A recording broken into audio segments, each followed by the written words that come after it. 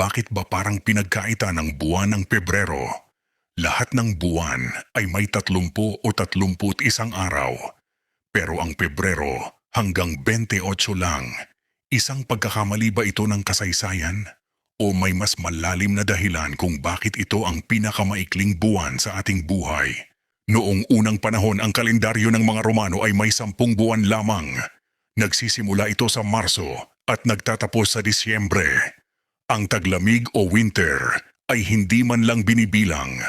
Para itong isang patay na panahon na walang pangalan. Pero nang maupo ang haring si Numa Pompilius, idinagdag niya ang Enero at Pebrero para mabuo ang 355 araw.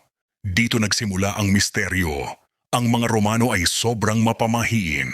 Para sa kanila, ang mga even numbers ay malas. Kaya lahat ng buwan ay dapat may 29 o 31 araw. Pero para mabuo ang tamang bilang ng taon, kailangang may isang buwan na maiwan na may even number. At ang napili, ang Pebrero.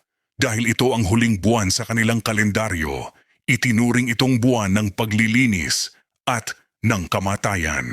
Kahit ang mga matatalinong astronomer noon ay nahirapan. Dahil ang pag-ikot ng mundo sa araw ay hindi saktong bilang. Kailangang magdagdag ng isang araw tuwing 4 na taon. Ang tinatawag nating leap year.